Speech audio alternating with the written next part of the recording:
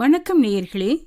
ஃபீபாவின் இன்றைய காலை தியானத்திற்காக உங்களை அன்புடன் வரவேற்கிறேன்.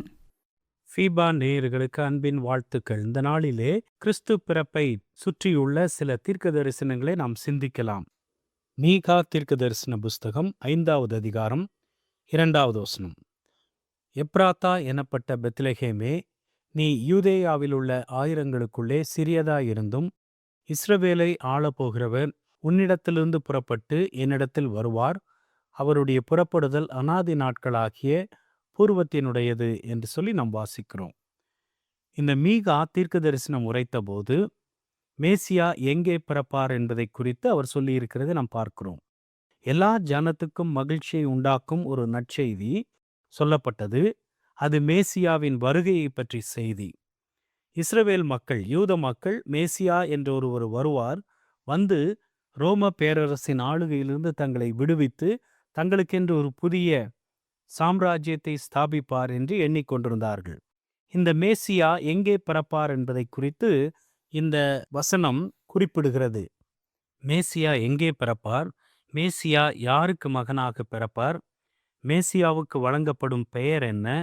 அவர் பிறந்த பின் சம்பவிக்கப் போகிறவைகள் எவைகள் என்றெல்லாம் வேதம் முன்னதாகவே உரைத்திருக்கிறது. மீகா 5:2 எப்ராத்தா எனப்பட்ட பெத்லெகேமே என்று சொல்லி பெத்லெகேமிலேதான் அவர் பிறப்பார் என்பதை குறித்து சொல்லப்பட்டிருக்கிறது. இஸ்ரவேலை ஆளப்போகிறவர் உன்னிடத்திலிருந்து புறப்பட்டு என்னிடத்தில் வருவார் என்று சொல்லி சொல்லப்பட்டிருக்கிறது.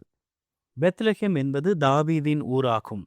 மேசியா என்பவர் தாவீதின் வம்சத்திலே, தாவீதின் குடும்ப வழியிலே அவர் வரக்கூடியவராக இருப்பார். அவர் யூதா கோத்திரத்திலே பிறப்பார்.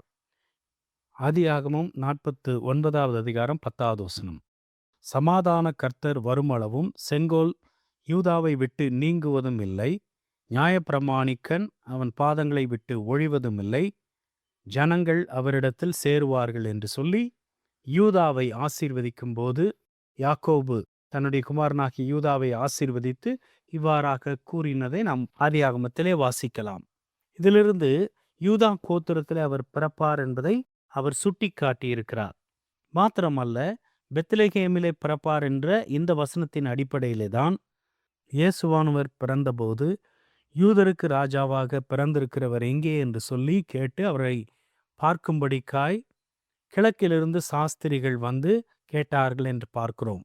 வேத பாரகர்கள், பரிசேயர்கள் அவர் எங்கே பிறப்பார் என்பதை குறித்து தெளிவாக சொன்னதற்கு காரணம் இந்த தீர்க்க தரிசன வசனத்தின் அடிப்படையிலே தான். பெத்லெகேமுக்கு என்று ஒரு சிறப்பு வரலாறு உண்டு.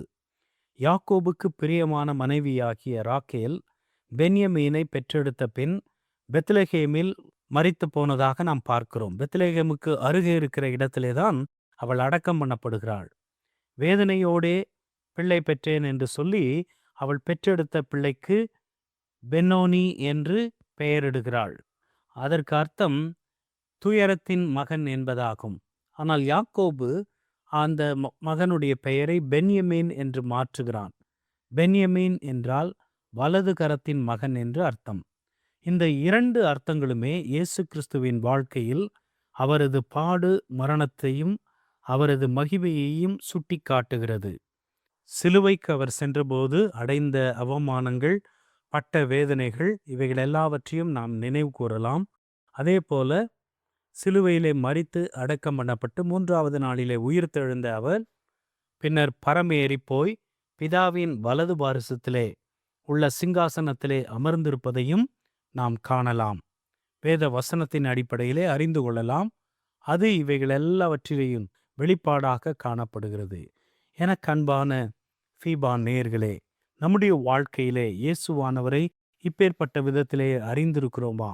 அவருடைய பிறப்பின் பண்டிகையை கொண்டாட இருக்கிற நாம், அவர் எங்கே பிறப்பார் என்பது முன்னமே அறிவிக்கப்பட்டிருக்கிறது. அவர் யாருக்கு பிறப்பார் என்பது முன்னமே அறிவிக்கப்பட்டிருக்கிறது.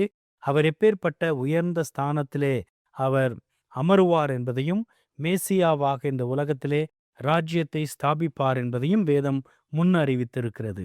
கிறிஸ்துவின் பிறப்பிலே பல முன்னறிவிப்புகள் கொடுக்கப்பட்டன. அவைகளெல்லாம் நிறைவேறி இருக்கின்றன. அதனாலே அவரது மற்ற வார்த்தைகளும் நிறைவேறும் என்பதிலே சந்தேகமில்லை. சீக்கிரம் வந்து உங்களை என்னோடு கூட கூட்டிக் கொள்ளுவேன் என்று ஆண்டவர் சொல்லியிருக்கிறாரே. அந்த வருகையையும் நாம் எதிர்நோக்கினவர்களாய் கிறிஸ்துமஸ் நாட்களிலே கிறிஸ்து பிறப்பின் நற்செய்தியோடு கூட கிறிஸ்துவின் 2வது வருகையும் எதிர்நோக்கினவர்களாய் வாழ்வோம். தேவன் நம்மை ஆசீர்வதிப்பாராக. இன்றைய காலை தியானத்தில் பங்கேற்றமைக்காக நன்றி. உங்களது கருத்துக்களை பகிர்ந்து கொள்ளவோ மேலும் விவரங்கள் அறிந்து கொள்ளவோ 9458585042 என்ற எண்ணிற்கோ அல்லது info@fibaonline.org தொடர்பு கொள்ளவும். தேவன் தாமே உங்களை ஆசீர்வதிப்பாராக. ஆமேன்.